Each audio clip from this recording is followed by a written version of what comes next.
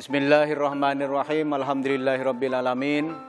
Wassalatu wassalamu ala asrofil mursalin wa ala alihi washabihi ajmain. Amma ba'd. Pemirsa Batu TV yang dimuliakan Allah Subhanahu wa taala.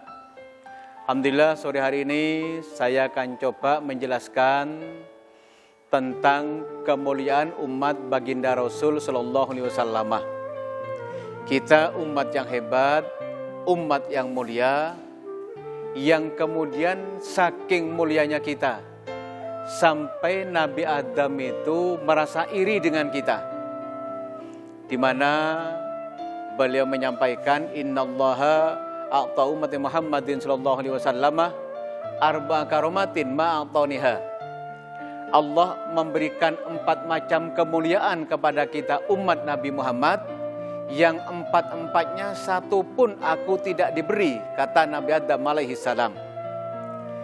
Yang pertama, anna qabula taubati kana bi Makkah. Saya ini walaupun sudah bergelar sebagai nabi dan rasul, bahkan abal bashar, bapak dari seluruh manusia, tapi setiap kali saya terjatuh ke lembah dosa, tobat saya itu dibatasi di kota Mekah saja. Saya taubat di luar kota Mekah tidak boleh dan tidak diterima oleh Allah Subhanahu wa taala, kata Nabi Adam. Wa ummati Muhammadin sallallahu alaihi wasallam yatubuna fi kulli makan fayataqabbalullah taubatuhum. Sementara umat Nabi Muhammad sallallahu alaihi wasallam oleh Allah diberikan kelonggaran luar biasa.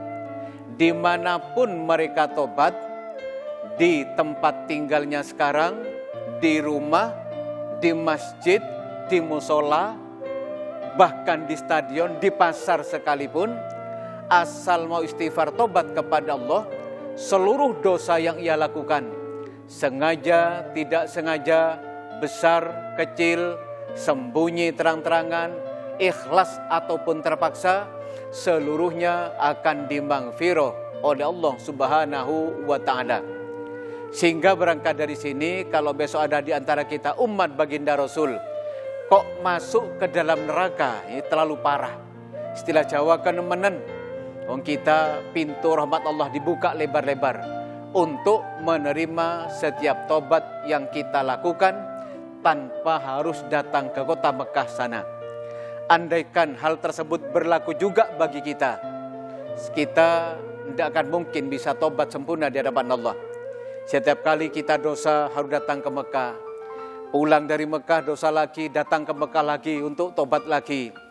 Maka waktu habis, dananya pun tidak mungkin ketika itu berlaku bagi kita umat baginda Rasul sallallahu alaihi wasallam. Oleh karenanya, semampan Allah berikan kita kelonggaran istighfar tobat kepada Allah, mari kita manfaatkan untuk setiap saat lantunkan kalimat astaghfirullahaladzim. Apalagi kita ini sadar, kata Nabi, kullu bani adam khata'un wa khairul khata'in at-tawwabun. Seluruh anak cucu Adam itu mesti terjatuh ke lembah dosa, dan orang dosa yang baik, yang segera insaf sadar, yang mau istighfar tobat kepada Allah Subhanahu wa taala. Allah Subhanahu wa taala berharap setiap umat baginda Rasul masuk surga. Caranya jangan hidup dengan lumuran dosa. Andai terjatuh kepada dosa, ayo manfaatkan pintu tobat dari Allah. Yang kedua, kata Nabi Adam, inni kuntu labisan falamma soitu jalani uryanan. Saya dulu berpakaian lengkap, total aurat tertutup. Hanya karena satu kali berdosa kepada Allah, saya kemudian ditelanjangi oleh Allah, dipermalukan di depan makhluk Allah, di depan para malaikat Allah Subhanahu wa taala. Bayangkan Nabi Adam, seorang nabi, sekali dosa, pakaian terpakai lepas sama sekali dengan sendirinya. Bagaimana dengan kita? Wa ummati Muhammadin sallallahu alaihi wasallam ya'suna uratan fayal basuhumullah. Kita umat baginda Rasul walaupun berdosa sambil telanjang, atau terang-terangan kita melakukan perbuatan dosa, sholat dengan sengaja kita tinggalkan, mabuk di depan orang banyak, judi terang-terangan, Allah ternyata masih memberikan kita pakaian, masih menutup aib dan cacat kita, sehingga dengan pakaian yang Allah berikan pada kita, dijamin mati kita pasti husnul khotimah.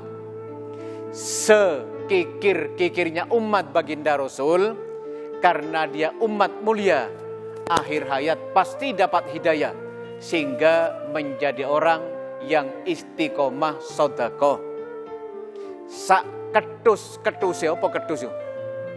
Umat baginda Rasul, karena dia umat yang mulia, akhir hayat pasti dapat hidayah, sehingga hatinya menjadi lembut, gampang bertegur sapa dengan siapapun, punya prinsip tarahum saling kasih sayang, taghafur saling maaf, ta'awun saling bantu, tasyawur saling musyawarah, sehingga kita dijamin matinya pasti husnul khotimah. Kemudian yang dua yang lain kita jelaskan insyaallah di hari yang lain. Di 4 kemuliaan, 2 diantaranya yang ini ada kurang lebih mohon maaf. Semoga kita dunia akhirat diakui sebagai umat baginda Rasul sallallahu alaihi wasallam. Wallahul muwaffiq ila aqwamit thoriq. Wassalamualaikum warahmatullahi wabarakatuh.